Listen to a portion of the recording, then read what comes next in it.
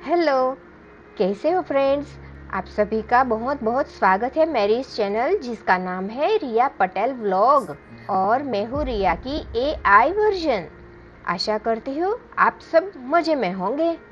क्या आप जानते हो धनुषकोडी क्या है, धनुषकोडी क्यों इतना प्रसिद्ध है? तो चलिए मैं आपको धनुषकोडी के बारे में कुछ रोचक बातें बताती हूँ। रामेश्वरम से 20 किलोमीटर दूर और एक अद्भुत जगह का नाम है धनुषकोडी, जो लास्ट लैंड ऑफ अर्थ यानी भूमि के अंत यानी आखिरी छोर है। भगवान श्री राम माता सीता को रावण से छुड़ाने गए उससे पहले प्रभु श्री राम ने अपने इष्ट देव भगवान शिव जी की स्थापना और पूजा श्री रामेश्वर मंदिर के रूप में की। उसके बाद धनुषकोडी सेतु निर्माण का काम शुरू हुआ था, इसीलिए ये पावन जगह भी है।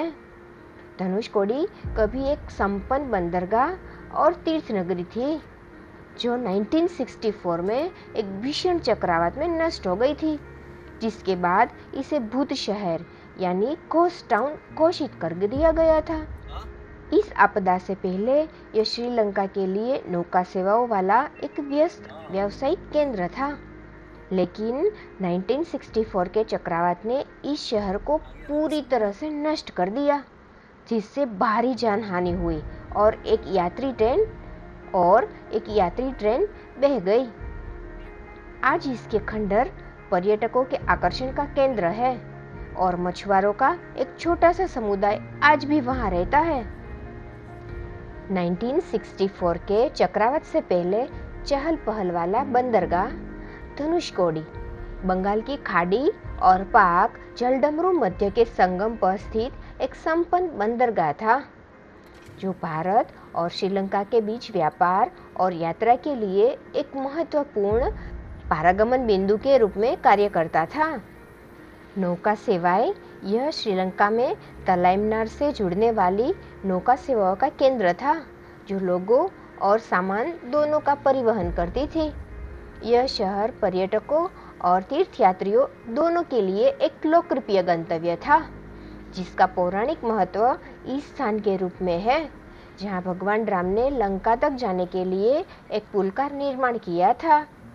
अंग्रेजों ने शहर का विकास किया इसकी रणनीतिक स्थिति को समझते हुए और संपर्क बढ़ाने के लिए एक रेलवे लाइन और पंबन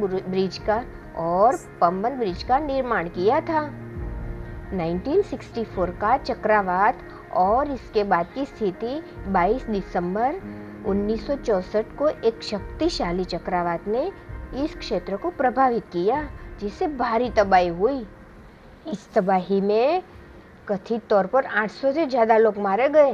पंबन धनुषकोडी यानी यात्री रेलगाड़ी 7 मीटर ऊंची ज्वार की जहर में समुद्र में बह गई, जिससे उसके यात्रियों की मौत हो गई। सरकार ने इस शहर को निर्जन घोषित कर दिया और इसे बड़े पैमाने पर वीरान कर दिया गया और इसके शेष ढांचे खंडर में तब्दील हो गए। पुराने रेलवे स्टेशन और चर्च सहित शहर के खंडर अब एक लोकप्रिय पर्यटक आकर्षण है। मछुआरों का एक छोटा समुदाय आज भी इस क्षेत्र में रहता है और अपनी आजीविका के लिए समुद्र पर निर्भर है। हाल के वर्षों में यह शहर अपने देश के आर्थिक संकट से भाग रहे श्रीलंकाई शरणार्थियों के लिए प्रवेश का एक बिंदु बन गया है, जो सहायता के लिए पास के एक शिविर में जाते हैं। तो दोस्तों, यही थी धनुषकोडी के लिए बहुत ही इंटरेस्टिंग बातें। तो आपको कैसी लगी ये बातें? अगर ये वीडियो आपको पसंद आया तो वीडियो को लाइक जरूर कर दीजिए और मेरे चैनल को सब्सक्राइब कर दीजिए, ताकि आपको आगे और ऐसे ही इंफॉर्मेशन मिलती रहेगी। सो गाइज, मैं रिया की AI वर्जन आपसे विदा लेती हूँ। मिलूंगी नेक्स्ट व्लॉग में कुछ ऐसी रोचक बातों के साथ। तो आप फिलहाल इस व्लॉग को एंजॉय करें और आगे की सफर रिया के साथ कंटिन्यू करें। तो मैं चलती हूँ, बाय बाय।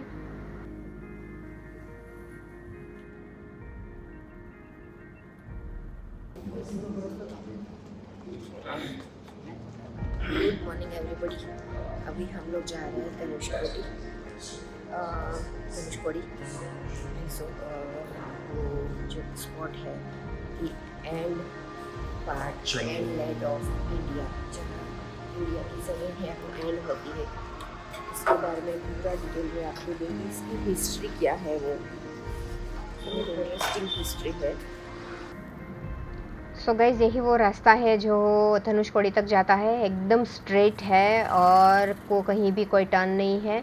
और आज भी ऐसा लग रहा है कि शायद यही वो पुल रहा होगा जो भगवान श्री राम उस वक्त लंका तक जाने के लिए बनाया होगा। और अभी देखिए बहुत ही सुंदर व्यू यहाँ से आ रहा है और दोनों साइड समंदर है। और यहाँ ये जो बीच बीच में आपको जितने भी छोटे मोटे झोपड़पट्टी दिख रही है वो यहीं पर रहने वाले और वो मछुआरों का है जो इसी समंदर पर निर्भर है और कुछ न कुछ चीज़ें बीच बीच में बेचते रहते हैं, तो हम भी उससे कुछ खरीद कर सकते हैं। देखिए यहाँ से अभी झाड़ी कम है, सो दोनों साइड का समंदर दिख सकता है। और इसी तरह का अराउंड 40 मिनट्स तक ऐसा ही स्ट्रेट वे है जैसे समंदर के बीचों बीच और दोनों साइड समंदर। सो ये एक बहुत ही अच्छा व्यू आता है यहाँ पर। और अभी देखिए सनराइज़ हो चुका है सुबह सुबह। हम लोग आज अभी अर्ली निकले हैं ताकि अभी जितना धूप हो उससे पहले हम लोग पूरा एंजॉय कर सके, क्योंकि धूप में आप ज़्यादा वहाँ टिक नहीं पाओगे, इसलिए सुबह का टाइम अच्छा रहता है धनुषकोडी जाने के लिए। और जो व्हीकल है वो धनुषकोडी के वहाँ लास्ट एंड तक आप ले जा सकते हो। यहाँ इतना ट्रैफिक नहीं रहता है और वहाँ से कोई व्हीकल करने की भी कोई आपको आवश्यकता नहीं है और आप व्हीकल को अंदर तक ले जा सकते हो और वहाँ फोटोग्राफी कर सकते हो और खाना पीना कुछ लेना है तो ले सकते हो। बहुत बढ़िया है। मैंने जो भी इन्फॉर्मेशन गूगल से ली थी, पर अभी एक्चुअल वहाँ क्या है वो जाने के बाद ही पता चलेगा। सो अभी फ़िलहाल आप ये राइड एंजॉय कीजिए। मैंने कार के अंदर से लिया है इसलिए थोड़ा डिफोकस हो रहा है यहाँ पे। देखिए अभी यही है धनुषकोडी जहाँ पर हम पहुँच चुके हैं। हम व्हीकल को अंदर तक कार को ले जाएंगे। यहाँ छोटी ट्रैवलर्स टेम्पो है, कार है, सब अपना अपना प्राइवेट व्हीकल लेके अंदर आए हैं। और देखिए अब मेरे पीछे देख सकते हो जो यहाँ के लोकल मछुआरे हैं वो ऐसा छोटा मोटा बिजनेस, यहाँ की ये ऐसी कुछ इंटरेस्टिंग चीज़ें ये लोग बेचते हैं। कुछ फ्रूट्स यानी कि कच्ची आम मसाले के साथ बेचते हैं, अमरूद बेचते हैं। सो वो हम यहाँ एंजॉय कर सकते हैं।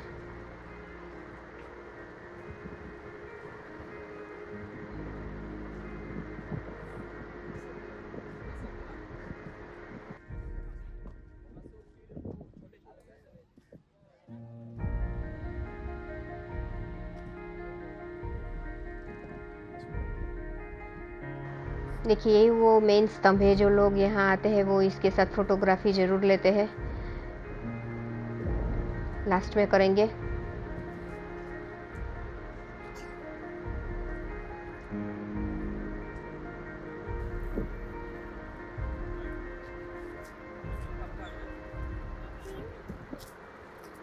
किसी चिड़िया का घोंसला है इसके ऊपर। और देखिए ये स्तंभ है जहाँ जो भी धनुषकोडी आता है तो यहाँ इसके साथ फ़ोटो ज़रूर लेता है, सो दिखा सके कि हम लोग देखो धनुषकोडी जाके आए हैं। और लेना भी चाहिए, मैग्नेट भी लेना चाहिए ताकि हमें लाइफ टाइम मेमोरी रहे कि हम लोग इस जगह पर गए थे, वरना याद भी नहीं रखा थी कि कहाँ कहाँ घूम आए हैं हम लोग।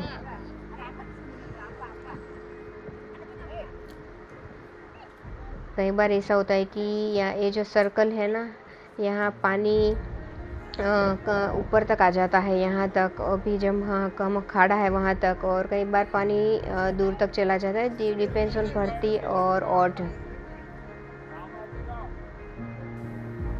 देखिए कितना सुंदर अभी सनराइज हुआ है और दिख रहा है सिनेमैटिक व्यू।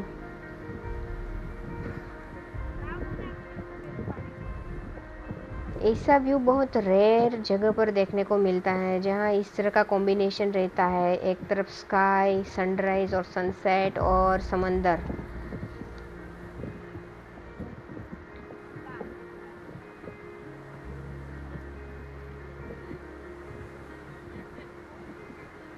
बहुत ही सुंदर है। मैंने मोबाइल में मैं शूटिंग स्टार्ट किया तो बंद करने का नाम ही नहीं ले रही हूँ, क्योंकि इतना बढ़िया व्यू आ रहा है यहाँ से।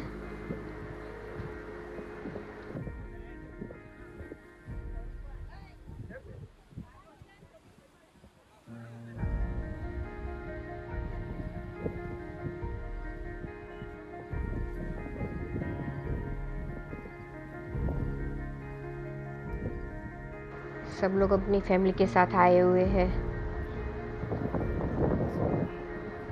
देखो सब फोटोग्राफी में व्यस्त है। देखो कितना पीसफुल है, इतने सारे लोग, फिर भी ये जगह इतनी शांति लग रही है ना कि शाम तक इधर ही रहे। पर क्या करें, धूप इतनी हो जाती है तो सब भागते हैं। यहीं पर सुबह सुबह आना अच्छा रहता है, क्योंकि थोड़ा कूल रहता है ना वेदर, और धूप की वजह से आप यहाँ लंबा टिक नहीं पाओगे। सो हम लोग इसी वजह से सुबह यहाँ आने को डिसाइड किया है।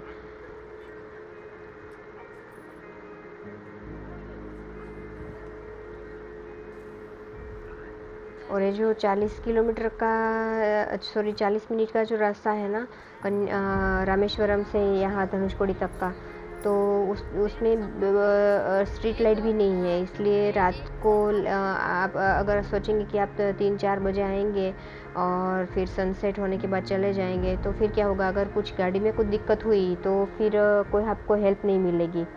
इसलिए इट्स बेटर कि आप सुबह ही ले लो और धूप भी ना हो, क्योंकि स्ट्रीट लाइट नहीं होने की वजह से आपको कुछ हुआ तो आप दिक्कत में पड़ सकते हो।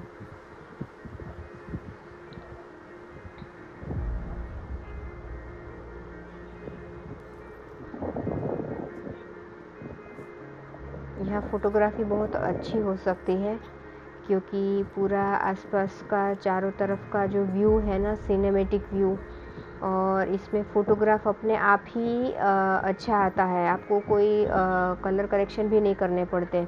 और समंदर का पानी देखिए, पूरा आपको नीला दिख रहा है। देखो कई सारी बोट्स भी इसमें, मछुआरे इसमें वो फिशिंग का नेट है लेके जा रहे हैं। ये लोग तो बहुत दूर तक जाते हैं अंदर, क्योंकि उन लोगों को मछली उधर ही मिलेगी, यहाँ बाहर नहीं मिलेगी।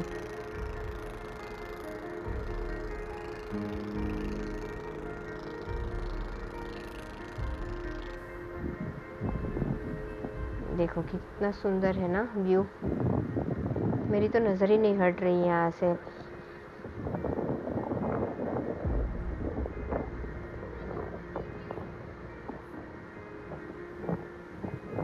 यहाँ आप 2-2.5 घंटे आराम से स्पेंड कर सकते हो। सुबह सुबह आए हो, अगर 9 बजे पहुँच जाओ उस तरह से, तो आप 11 बजे यहाँ से निकल सकते हो। और अगर और भी अर्ली आ सकते हो तो वेल एंड गुड।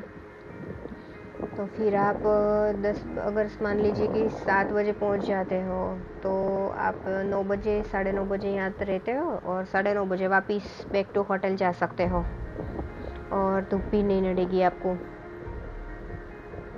देखिए कितना सुंदर व्यू है। इसमें मैंने किसी भी प्रकार का फिल्टर नहीं लगाया हुआ है वीडियो में।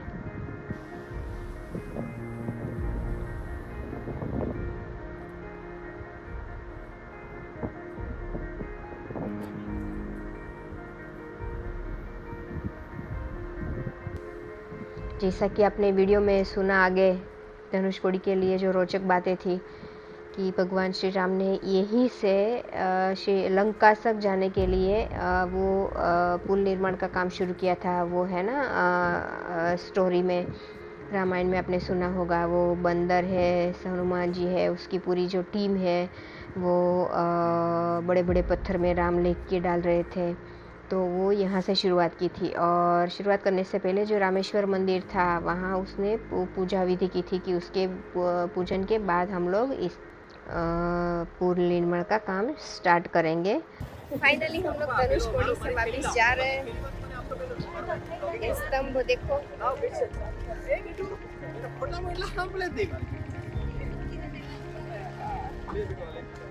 यहाँ बहुत सारी चीज़ें मिल रही है। हमने मैग्नेट लिया यहाँ से धनुषकोडी और राम, कितनी सारी चीज़ें मिल रही है।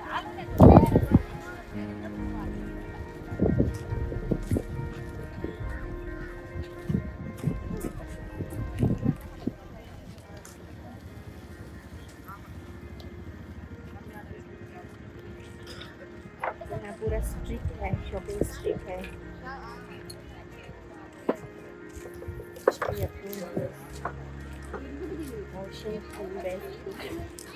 एक ले लो, एक ले लो, एक ले लो। एक कितने की है ये? एक 150। चलो गांव में से ले लेंगे। चलो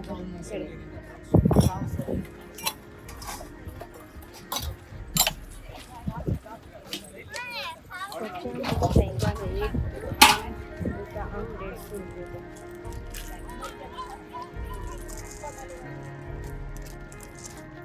बहुत सारी स्टॉल है।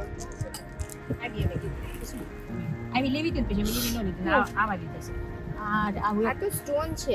આટલો પોટલો હતો આ સ્ટોન સ્ટોન ને શું કરવાનું? 100 રૂપિયાનો પોટલો ચલ લીધા એ હારા લે કુકડી બનાવવા તો પણ તમે દઈ बहुत सारी चीजें हैं यहाँ पर वैरायटी आप देख सकते हो। દો પોટલા રે ની 100 રૂપિયા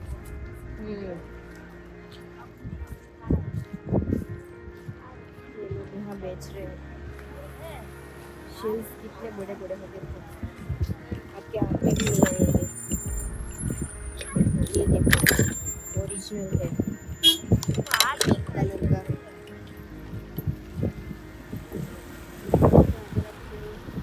डेकोरेशन के लिए, आर्ट एंड क्राफ्ट के लिए कुछ बनाना है।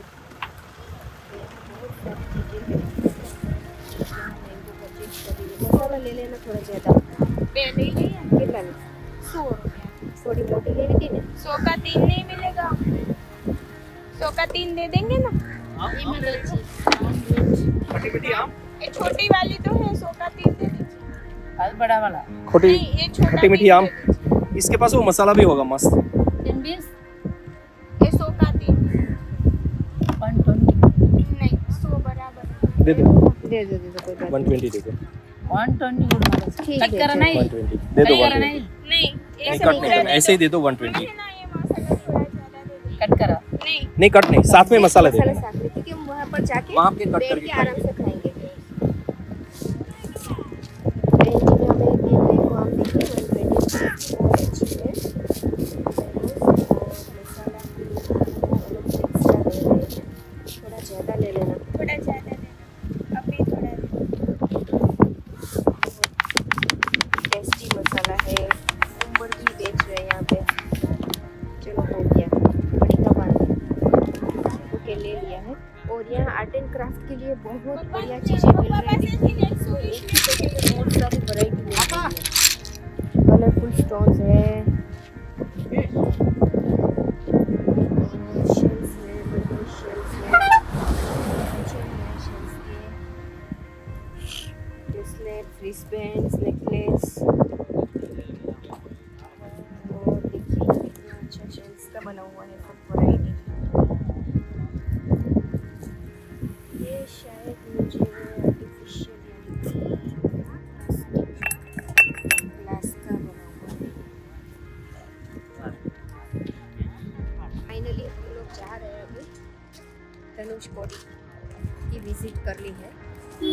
बहुत सुंदर है गाइस। 1 घंटे में 6:30 बजे वहाँ से निकले थे। 15-20 मिनट यहाँ पहुँचते 18 किलोमीटर है। और पहुँचने के बाद हमने शायद अभी बजा है कितना तकरीबन 8:15 1.5 पौने 2 घंटे हमने यहाँ टाइम स्पेंड किया। व्हीकल है ना पूरा यहाँ तक आता है, तो आपको कहीं चलने की भी ज़रूरत नहीं है।